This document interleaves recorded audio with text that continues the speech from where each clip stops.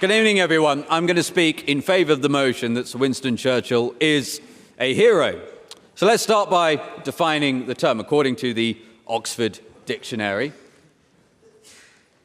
a hero is somebody who is admired for their courage, for their noble qualities and their outstanding achievement. Not for being perfect, not for being a saint, not for moral purity decades after the event from people who scroll through their iPhones. Ultimately, what this comes down to is Winston Churchill was probably the most courageous, inspirational Brit who ever lived. And, this really matters at this point in time, because in the decades since World War II, British people have revered, indeed admired, Sir Winston Churchill. His statue dominates Parliament Square. And that matters because in admiring Winston Churchill, we are saying as a society and as a nation that he embodies the qualities and the virtues that we as a society and as a nation aspire to, and that we as individuals, in our own small way, may seek to emulate. So by turning our back on that moral statement, we're not simply reassessing a man, we are repudiating an entire value system. So this discussion we're having here tonight, I know there's a lot of jokes and a lot of fun, but this is fundamental. This isn't just academic, it's civilizational. So let's talk about the second part of that definition, courage.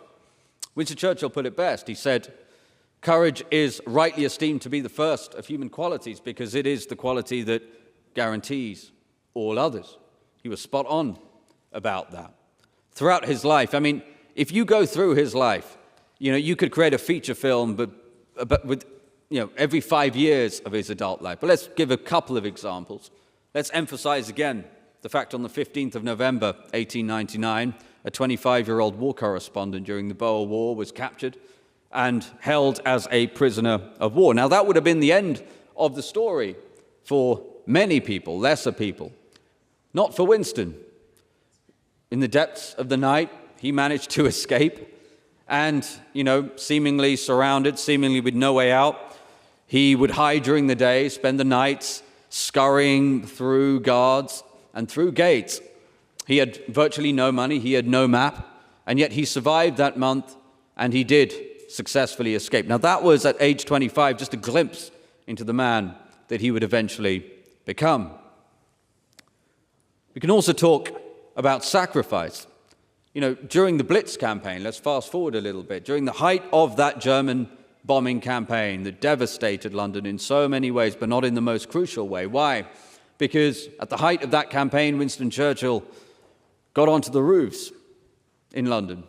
And as the air raid sirens wailed and howled, as the city shook under unimaginable terror, his aides and his security staff implored him to get off the roofs.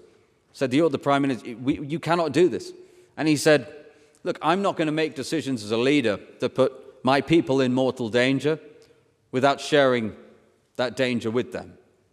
He felt it was critical and important that he was visible, resolute, and exposed. And by the way, what a contrast that is to prime ministers of recent years. And, Winston Churchill also understood that when he was talking about defending Britain at all costs, Britain for him was not simply a place on the map, not just a piece of territory.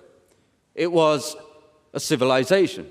It represented parliamentary democracy, the rule of law, equality before that law, the dignity of the individual. And in doing so, he ensured that everybody understood how important it was that Britain stood firm, because for him, Nazism wasn't simply a military threat, it was a moral one. And more importantly, he inspired an entire nation to share that view. And that's why he said, when somebody asked, what is your aim? He said, victory. Victory at all costs. Victory in spite of all terror. And you're probably very familiar with Nietzsche's observation that he who has a why can bear He who has a why can bear almost any how. And that is what Churchill gave the people of this country. That point about Britain being a civilization worth defending to the death, wherever that might be, was something he made people in this country believe in their bones. Now, again, that is hard for all of us to understand because we haven't had political leadership in this country for such a long time. And perhaps Winston Churchill's most heroic quality was the fact that he made seemingly ordinary people extraordinary. And you can read about this in the works of everyone from Nassim Taleb to, whichever academic,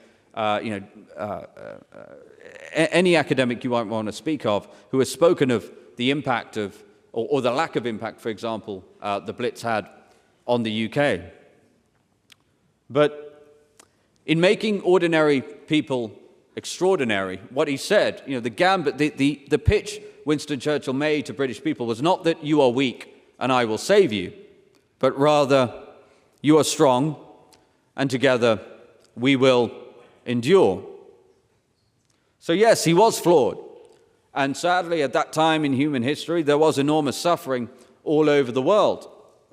But ultimately, he represents something that is incredibly precious and is indeed extraordinary and underpins everything that is great about this country and indeed, by the way, this great institution. No, thank you.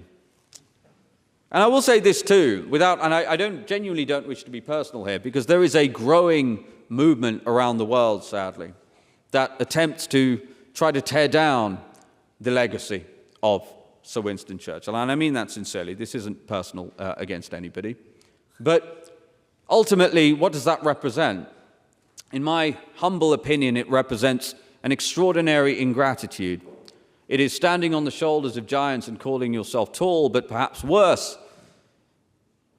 gathering a sense of unearned moral superiority garnered in a different era and from a totally different moral standard. And in fact, the very discussions we are having this evening, as enjoyable and as articulate, by the way, as the opposition are, would not have been possible without not just the sacrifice of people like Sir Winston Churchill, but of that entire generation. And that is what is really important to remember. All of this, I want to re-emphasize, this is not just an academic discussion. It is civilizational. It's going to be defining for the next 100 years of people. In 100 years' time, there will be people in this room, and the things that they say will depend on the views of people like yourselves. The reality is that we have incredibly difficult threats to deal with as a country today. We have threats abroad. My God, we have threats at home.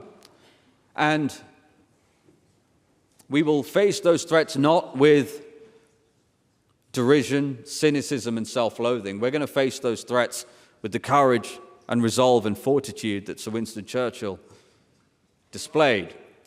And the spirit that got this country through its darkest hour is not dead. It lives on in people like yourselves.